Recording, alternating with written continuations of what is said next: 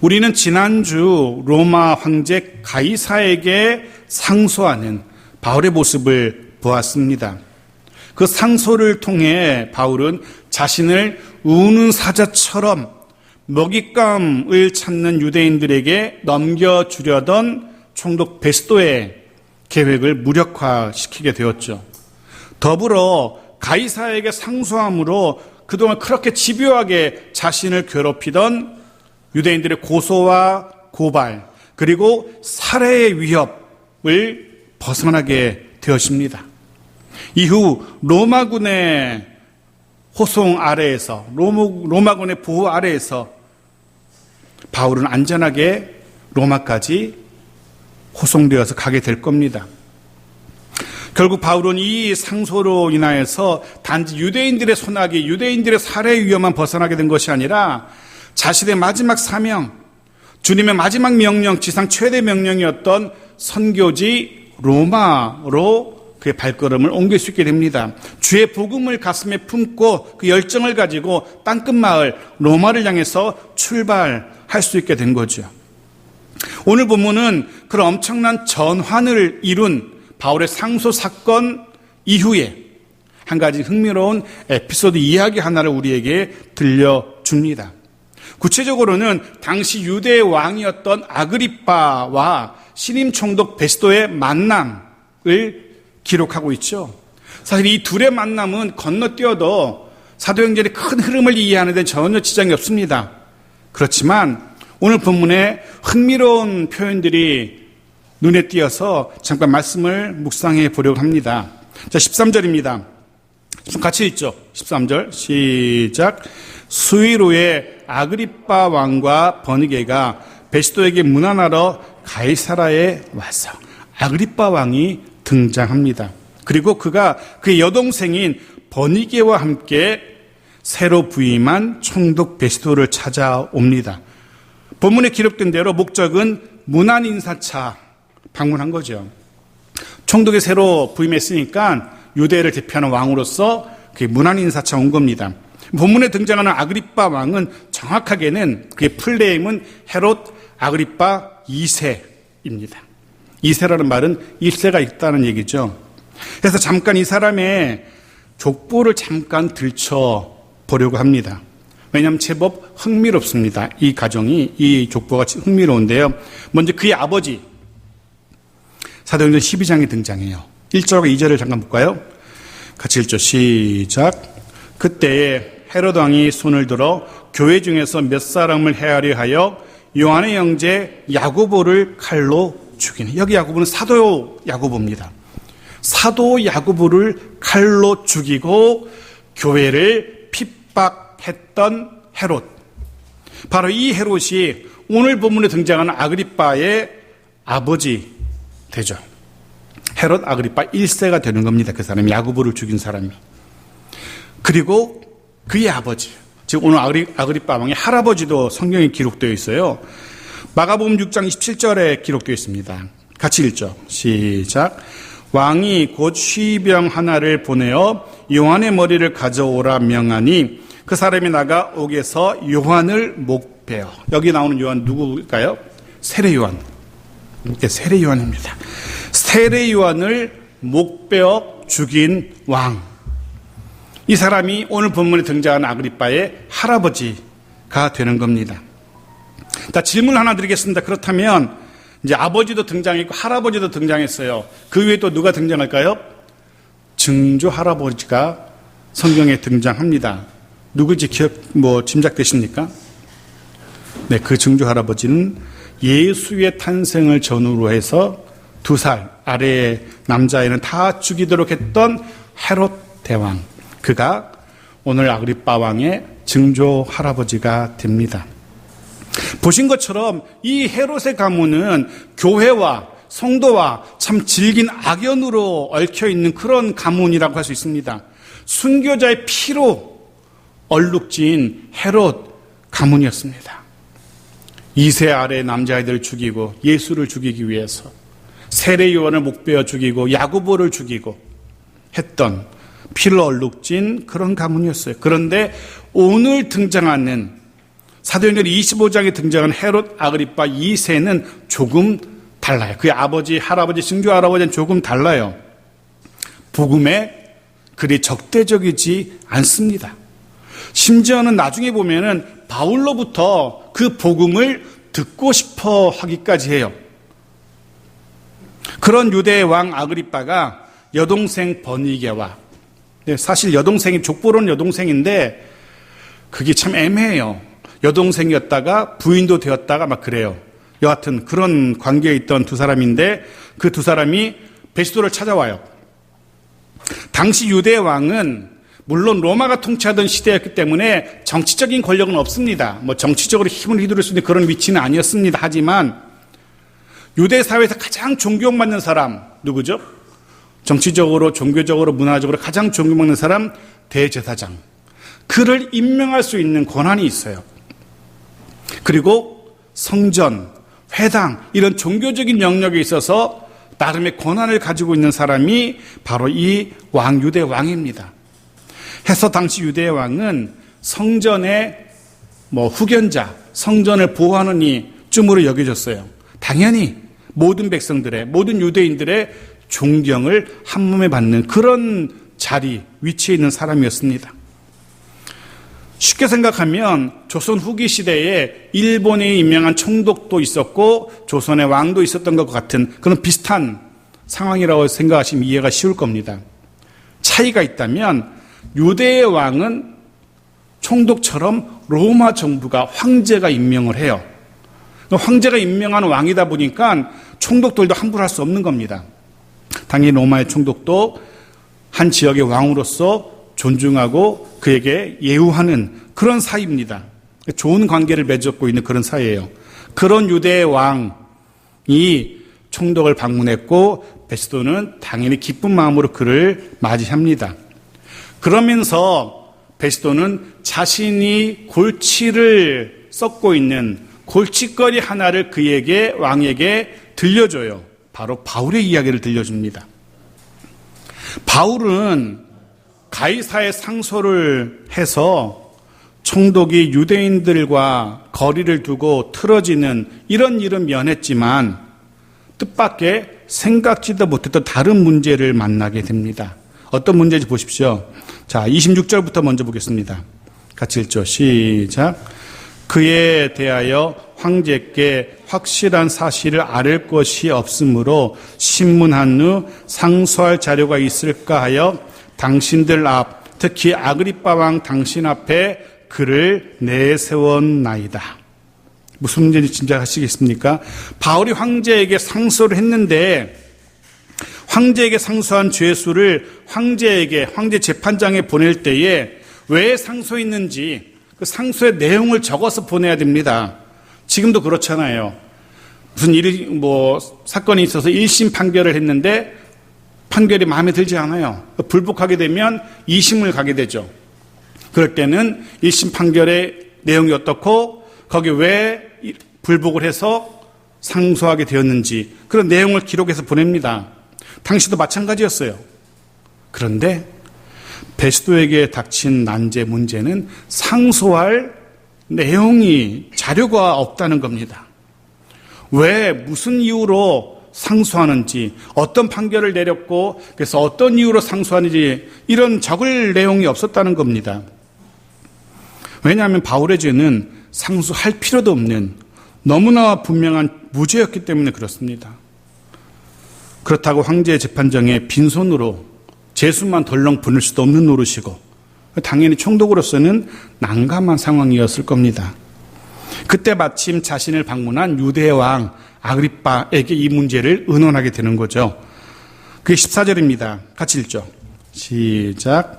여러 나라를 잇더니 베스도가 바울의 일로 왕에게 고하여 이르되 벨릭스가 한 사람을 구류하여 두었는데 바울의 일을 아그리빠 왕에게 알리고 도움을 구해요. 아무래도 유대의 상황에 빠삭한 유대 왕이니까 자신보다 더 잘 알 수 있을 것 같으니까 도움을 구합니다. 바울을 소개해요. 소개하는 게 이렇게 소개합니다. 벨릭스 전임 총독이죠. 벨릭스가 구류에 둔 사람으로 이렇게 소개해요. 여기서 이제 문제가 되는 표현, 흥미로운 표현이 등장합니다. 바로 두다, 구류에 두다라는 이 두다라는 표현입니다. 문자적인 의미는 사람이 이렇게 앞으로 가는데 뒤에다가 두고 간다, 뒤에 두다라는 이런 의미입니다. 즉 쓸모가 없어지고 필요가 없어져서 뒤에 버리고 가는 그런 모습을 드러내는 표현인 겁니다. 혹은 이 표현은 물건을 한쪽에 쌓아두는, 저 한쪽에 쌓아두는 그런 의미로 사용되는 단어입니다. 쓸모가 없어져서 저 한쪽 구석에 처박아두는, 치워두는 물건, 그런 의미로 쓰이는 단어라는 겁니다. 한쪽에 버려진, 심지어는 다시 어떻게 재활용도 할 수 없는 물건 정도로 표현하고 있는 겁니다. 누구를요? 바울을. 바울을 향해서 그렇게 지금 표현하고 있는 겁니다. 쓸모없어서 저 구석에 처박아둔 재활용도 되지 않는 그런 폐품 같은, 조금 심하게 표현하자면 지금 베스도는 바울을 전임 총독 벨릭스가 버리고 가버린 폐기물, 쓰레기 정도로 표현하고 있는 겁니다. 그만큼 베스도에게 이 바울의 문제는, 바울은 골칫거리였던 것 같습니다. 그래서 그렇게 표현했던 것 같아요. 이러지도 못하고 저러지도 못하는 구석에 처박아둔 폐기물 같은. 나름 그의 입장에서는 이해가 안 되는 건 아니지만 해도 아무리 생각해도 좀 심하다라는 그런 생각이 듭니다. 아무리 그래도 그렇지 바울이 누굽니까? 기독교 역사상 가장 위대한 전도자, 순교자인 바울입니다. 근데 그런 사람을 향해서 폐기물, 폐품 정도로 생각하고 있었다는 것, 그 정도로 표현하고 있다는 것, 좀 마음이 씁쓸한 생각이 드는 겁니다. 근데 하긴 기독교 역사를 들춰보면 세상이 그동안 하나님의 몸된 교회와 하나님의 백성들인 하나님의 자녀들을 어떻게 어떻게 취급했는지 우리는 금방 알 수 있습니다. 사실 때로는 마음속에 분이 일기도 하죠. 그렇게 교회를, 하나님의 백성을 무시하고 막대하는 세상, 그들의 모습도 사실은 별반 다를 게 없거든요. 그들이 우리보다 잘났거나 그러지도 않잖아요. 그럼에도 불구하고 교회를 향해서, 성도를 향해서 무시하고 막대합니다. 바울만 해도 그렇잖아요. 사실 바울은 이럴 대접을 받을 만한 사람이 아닙니다. 사실 당대 최고의 학문을 자랑하던 율법학자죠. 그 가문도 그렇고 그 학벌도 그렇고 이렇게 폐품 취급당할 만한 사람이 아닙니다. 그럼에도 불구하고 세상은 그를 그렇게 대우합니다. 그러니 마음속에 때로 분이 날 때도 있는 거죠. 근데 하긴 생각해 보면 주님도 이런 취급을 이미 예견하셨습니다. 누가복음 17장 25절 말씀입니다. 같이 읽죠. 시작. 그러나 그가 먼저 많은 고난을 받으며 이 세대에게 버림받아야 할지니라. 네. 버림받아야 할지니라. 라고 주님이 이미 말씀하셨습니다. 세상은 우리를 그렇게 버려진 물건 취급해 왔고 앞으로도 변함없이 그럴 겁니다. 심지어 주님 자신도 그렇게 세상으로부터 폐품처럼 쓰레기처럼 버려진 그것을 우리는 이미 알고 있죠. 하지만 기억하십시오. 절대로 잊지 마십시오. 세상이 우리를 어떻게 생각하든, 세상이 우리를 어떻게 대우하든 취급하든 우리는 거룩하신 하나님의 백성들이고 만왕의 왕이신 하나님의 자녀라는 사실을 우리가 절대로 잊어서는 안 됩니다. 그 하나님께서 우리를 얼마나 소중하게 생각하시는지 성경은 이렇게 표현합니다. 시편 17편 8절 말씀입니다. 같이 읽죠. 시작. 나를 눈동자같이 지키시고 주의 날개 그늘 아래에 감추사. 눈동자처럼 여기신답니다. 여러분에게서 눈동자 얼마나 소중한지 생각해 보십시오. 눈동자는 가장 소중한 것을 의미합니다. 여러분, 우리 다 잘 압니다. 위험한 순간을 닥치면 가장 먼저 어떻게 합니까? 눈부터 감게 됩니다. 가장 먼저 눈부터 감아요. 왜냐하면 가장 약한 부위고 동시에 가장 소중한 부위이기 때문에 눈부터 감게 되고 눈부터 보호합니다. 하나님에게 있어서 하나님께서는 우리를 바로 그런 존재라고, 눈동자처럼 가장 소중하고 가장 귀한 존재라고 우리에게 그렇게 말씀하십니다. 바로 이게 우리의 정확한 정체성인 겁니다. 절대로 쓸모없는, 버려져도 그만인 그런 존재가 아니라는 거죠. 한 곳만 더 보겠습니다. 신명기 1장 31절 후반부만 보겠습니다. 같이 읽죠. 시작. 너희의 하나님 여호와께서 너희가 걸어온 길에서 너희를 아느사 이곳까지 이르게 하셨느니라 하나. 아멘. 하나님께서는 우리를 어떻게 대우하셨는지 성경이 이렇게 기록해요. 우리를 품에 안고 가셨다라고. 가장 소중한 것을, 자신의 목숨보다도 소중한 아이를 품에 안고 길을 걷는 아버지의 그 모습 상상해 보십시오. 하나님에게 저와 여러분이 그런 소중한 존재라는 겁니다. 이게 우리의 올바른 정체성입니다. 절대로 쓰레기처럼 폐기물처럼 버려져도 마땅한 그런 존재가 아니라고 성경은 우리에게 이야기합니다. 해서 세상이 우리를 어떻게 대우한다, 아니 어떻게 취급한다 할지라도 슬퍼하거나 노여하지 마십시오. 오히려 그런 취급을 받으면 받을수록 하늘의 상이 크다는 주님의 약속을 기억하십시오. 다시 본문으로 돌아갑시다. 베스도는 바울의 일을 아그리빠 왕에게 설명합니다. 유대의 종교 지도자들이 바울을 고발했는데 그저 종교적인 문제일 뿐 로마 법으로는 아무 문제가 되지 않는다라는 자신의 판단도 곁들여요. 자, 19절입니다. 같이 읽죠. 시작. 오직 자기들의 종교와 또는 예수를 하는 이가 죽은 것을 살아있다고 바울이 주장하는 그 일에 관한 문제로 고발하는 것뿐이라. 네. 베스도도 분명히 알고 있었어요. 유대인들의 고발이 그저 유대의 종교적인 문제일 뿐 정치적으로는 전혀 문제가 되지 않는다는 것 알고 있었어요. 알았으면 법대로 무죄 판결을 내렸으면 이런 골치 아픈 일도 없었을 거예요. 20절 말씀 보십시오. 같이 읽죠. 시작. 내가 이 일에 대하여 어떻게 심리하는지 몰라서 바울에게 묻되 예루살렘에 올라가서 이 일의 신문을 받으려느냐 한즉. 베스도의 핑계죠. 유대인의 종교적인 문제는 자신이 잘 모르니 그러니 공회에 가서 한번 재판을 받아봐라. 공회에 떠넘기려 했다는 겁니다. 잘 몰라서 그랬다는 거예요. 근데 사실은 잘 몰라서 그런 게 아니라는 거 우리가 알죠.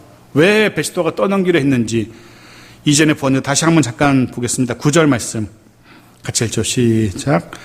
베스도가 유대인의 마음을 얻고자 하여 바울더를 묻되 내가 예루살렘에 올라가서 이 사건에 대하여 내 앞에서 신문을 받으려느냐. 유대인의 마음을 얻고자 하여, 여기서부터 문제가 생긴 겁니다.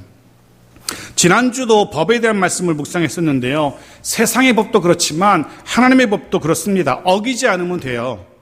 법대로 살아가면 아무 문제가 생기지 않습니다. 본문에 등장하는 총독 베스도도 마찬가지죠. 법대로 처리했으면 되는데 그럼 이런 골치 아픈 문제도 생기지 않았을 텐데 베스도가 염려하던, 바울을 무죄로 풀어줬을 때 바울이 염려했던 유대인들이 단체로 시위를 한다든가 하는 일, 그런 일도 실제로 일어나지 않았을 겁니다. 법대로 공정하게 처리했다면 유대인들도 바울도 그 누구도 이 일을 제기할 수 없었을 거예요. 하지만 베스도는 그러지 못했고 새로운 문제를 만난 겁니다. 자, 21절입니다. 같이 읽죠. 바울은 황제의 판결을 받도록 자기를 지켜주기를 호소하므로 내가 그를 가이사에게 보내기까지 지켜두라 명하였노라 하니, 바울이 공회의 판결이 아닌 황제의 판결을 선택했다는 것이고, 분명 바울로서는 어쩌면 황제의 판결 그 자체가 아닌 로마행을 염두에 둔 그런 선택이었을 겁니다. 본문은 더불어서 바울이 총독에게 요청한 내용 한 가지를 더 덧붙여서 우리가 알려줘요. 바로 자기를 지켜주기를 호소했다는 겁니다. 본문에 사용된 이 지키다라는 표현은 아주 주의 깊고 세심하게 돌보는 것을 의미해요. 바울은 그런 거죠. 적어도 자신이 로마에 가기 전까지, 로마의 재판장 앞에 서기 전까지는 유대인들이 또 다른 위해를 가하지 못하도록 보호해달라는 너무나 당연한 요청이었습니다. 근데 잘 보시면 그런 총독의 보호, 돌봄은 한계가 있다는 것을, 전제가 있다는 것을 우리가 발견할 수 있습니다. 본문은 이렇게 표현하고 있죠. 가이사에게 보내기까지. 거기까지가 총독의 책임 한계였습니다. 그 이상은 바울을 지킬 수도 없었고 지키지도 못합니다. 거기까지가 총독의 한계이고 거기까지가 총독의 책임입니다. 해서 그런 묵상을 해봅니다. 사람의 돌봄, 거기는 분명 한계가 있습니다. 아무리 잘 돌봐준다 해도 한계가 있죠. 심지어 부모의 돌봄에도 아무리 사랑하는 자녀들이지만 그런 부모의 돌봄에도 한계가 있습니다. 사실 할 수 있는 것보다는, 부모로서 할 수 있는 것보다는 할 수 없는 게 더 많은 것이 현실입니다. 게다가 할 수 있는 그 몇 가지도 완전할 수도 없고 영원할 수도 없죠. 해서 우리는 영원히 우리를 돌보실 수 있는 다른 분께, 특히 우리의 자녀들을 맡겨야 됩니다. 우리를 완벽하게 돌보실 수 있는 다른 분께 우리의 가족들을, 저를 포함한, 우리를 포함한 우리의 가족들을 맡겨야 되는 거죠. 바로 하나님이십니다. 변함없으신 모습으로 영원히 완벽하게 돌보실 수 있는 유일한 분, 그분께 우리를, 그리고 우리의 자녀들을 맡겨야 됩니다. 분명 하나님 아버지께서 우리를, 그리고 우리의 자녀들을 영원히 완벽하게 책임지고 돌봐주실 겁니다. 보십시오. 시편 23편 6절 말씀은 이렇게 말씀하십니다. 같이 읽죠. 내 평생의 선하심과 인자하심이 반드시 나를 따르리니 내가 여호와의 집에 영원히 살리리다. 내 평생에, 그리고 영원히. 그렇습니다. 우리가 이 땅을 살아가는 그 평생 동안, 그리고 하나님 나라에서, 그 집에서도 영원히 하나님 우리를, 우리의 자녀들을 돌보시고 인도하시고 책임지십니다. 그러실 겁니다. 이렇게 총독 베스도를 통해서 바울에 대해 듣게 된 아그리빠가 대답을 합니다. 22절 같이 읽죠. 아그리빠가 베스도에게 이르되 나도 이 사람의 말을 듣고자 하노라. 베스도가 이르되 내일 들으시리이다 하더라. 나도 이 사람의 말을 듣고자 하노라. 아그리빠 왕이 직접 바울을 만나서 그의 이야기를 듣기를 원합니다. 앞부분에서 말씀드린 것처럼 이 아그리빠 왕은 자신의 아버지, 자신의 할아버지들과는 좀 결이 달랐던 것 같습니다. 적어도 본문에 등장하는 아그리빠 왕은 바울에게, 그리고 바울이 전하는 그 복음에 적대적이지 않았어요. 해서 이제 바울이 유대 왕 앞에 서게 될 겁니다. 그거 아시는지요? 바울이 그동안 무수히 많은 이방인들, 무수히 많은 유대인들 앞에서 서서 복음을 전했었지만 왕 앞에 서게 되는 것은 처음입니다. 뜻밖에도 처음이에요. 해서 유대 왕 앞에 서게 되는 바울의 모습은, 또 이후에 로마 황제 앞에도 서게 되겠지만 왕 앞에 서게 되는 것은 바로 주님의 약속이 있었다는 것을 우리가 기억해내야 됩니다. 사도행전 9장 15절 말씀 마지막으로 같이 읽고 마무리하겠습니다. 같이 읽죠. 시작. 주께서 이르시되 가라, 이 사람은 내 이름을 이방인과 임금들과 이스라엘 자손들에게 전하기 위하여 택한 나의 그릇이라. 네. 주님께서 바울을 부르실 때, 또 그를 보내실 때 원하셨던 것, 약속하셨던 것, 그것은 이방인들, 임금들, 이스라엘 자손들에게 복음을 전하게 하려고. 근데 지금까지 우리는 바울이 그 약속처럼, 그 말씀처럼 수많은 유대인들에게, 또 수많은 이방인들에게 복음을 전한 거 봤죠. 그리고 드디어 처음으로 약속대로 말씀대로 임금 즉 왕 앞에 서는 바울의 모습도 보게 될 겁니다. 분명히 알 수 있는 사실은 주님은 하신 말씀을 약속을 반드시 이루신다는 겁니다. 반드시 이루십니다. 주님이 하신 약속의 말씀. 이 사실을 잊지 마십시오. 해서 오늘 말씀, 주께서 우리에게 하신 약속의 말씀, 눈동자처럼 보호하신다는 그 말씀, 품에 안고 우리를 인도하시겠다는 그 말씀, 그 약속도 분명히 끝까지 지키실 겁니다. 그렇게 눈동자처럼 지키시고 품에 안고 돌보시는 여호와 하나님의 그 은혜와 사랑 안에서 살아가는 또 한 주간에 우리 모두이기를 주의 이름으로 축복합니다. 아멘. 우리 말씀 기억하면서 찬송합시다. 찬송가 405장입니다.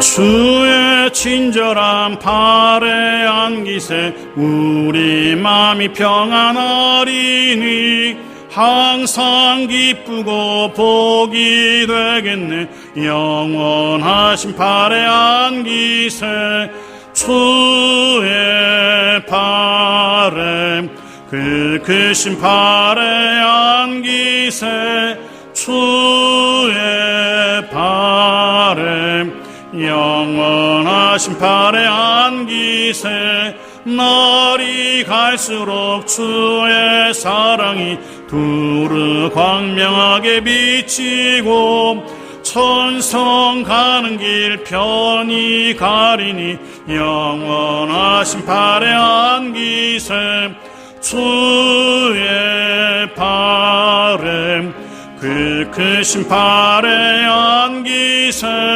주의 팔에 영원하신 팔에 안기세 주의 나갈 때 둥파 찬미소리 외치고 겁과 두려움 없어지리니 영원하신 팔에 안기세 주의 팔에 그 크신 팔에 안기세 주의 팔에 영원한 주의 팔에 안기세 주의 팔에 그 크신 팔에 안기세 주의 팔에 영원하신 팔에 안기세. 아멘. 기도하겠습니다. 좋으신 하나님 아버지, 오늘도 귀하신 말씀으로 해서 우리를 그리고 우리의 자녀들을 영원히 완벽하게 책임지고 돌봐주실 겁니다. 보십시오. 시편 23편 6절 말씀은 이렇게 말씀하십니다. 같이 읽죠. 내 평생의 선하심과 인자하심이 반드시 나를 따르리니 내가 여호와의 집에 영원히 살리리다. 내 평생에 그리고 영원히. 그렇습니다. 우리가 이 땅을 살아가는 그 평생 동안 그리고 하나님 나라에서 그 집에서도 영원히 하나님 우리의 자녀들을 돌보시고 인도하시고 책임지십니다. 그러실 겁니다. 이렇게 총독 베스도를 통해서 바울에 대해 듣게 된 아그리빠가 대답을 합니다. 22절 같이 읽죠. 아그리빠가 베스도에게 이르되 나도 이 사람의 말을 듣고자 하노라. 베스도가 이르되 내일 들으시리이다 하더라. 나도 이 사람의 말을 듣고자 하노라. 아그리빠 왕이 직접 바울을 만나서 그의 이야기를 듣기를 원합니다. 앞부분에서 말씀드린 것처럼 이 아그리빠 왕은 자신의 아버지, 자신의 할아버지들과는 좀 결이 달랐던 것 같습니다. 적어도 본문에 등장하는 아그리빠 왕은 바울에게, 그리고 바울이 전하는 그 복음에 적대적이지 않았어요. 해서 이제 바울이 유대 왕 앞에 서게 될 겁니다. 그거 아시는지요? 바울이 그동안 무수히 많은 이방인들, 무수히 많은 유대인들 앞에서 서서 복음을 전했었지만 왕 앞에 서게 되는 것은 처음입니다. 뜻밖에도 처음이에요. 해서 유대 왕 앞에 서게 되는 바울의 모습은, 또 이후에 로마 황제 앞에도 서게 되겠지만 왕 앞에 서게 되는 것은 바로 주님의 약속이 있었다는 것을 우리가 기억해내야 됩니다. 사도행전 9장 15절 말씀 마지막으로 같이 읽고 마무리하겠습니다. 같이 읽죠. 시작. 주께서 이르시되 가라, 이 사람은 내 이름을 이방인과 임금들과 이스라엘 자손들에게 전하기 위하여 택한 나의 그릇이라. 네. 주님께서 바울을 부르실 때, 또 그를 보내실 때 원하셨던 것, 약속하셨던 것, 그것은 이방인들, 임금들, 이스라엘 자손들에게 복음을 전하게 하려고. 근데 지금까지 우리는 바울이 그 약속처럼, 그 말씀처럼 수많은 유대인들에게, 또 수많은 이방인들에게 복음을 전하는 거 봤죠. 그리고 드디어 처음으로 약속대로, 말씀대로 임금, 즉 왕 앞에 서는 바울의 모습도 보게 될 겁니다. 분명히 알 수 있는 사실은 주님은 하신 말씀을, 약속을 반드시 이루신다는 겁니다. 반드시 이루십니다. 주님이 하신 약속의 말씀. 이 사실을 잊지 마십시오. 해서 오늘 말씀, 주께서 우리에게 하신 약속의 말씀, 눈동자처럼 보호하신다는 그 말씀, 품에 안고 우리를 인도하시겠다는 그 말씀, 그 약속도 분명히 끝까지 지키실 겁니다. 그렇게 눈동자처럼 지키시고 품에 안고 돌보시는 여호와 하나님의 그 은혜와 사랑 안에서 살아가는 또 한 주간에 우리 모두이기를 주의 이름으로 축복합니다. 아멘.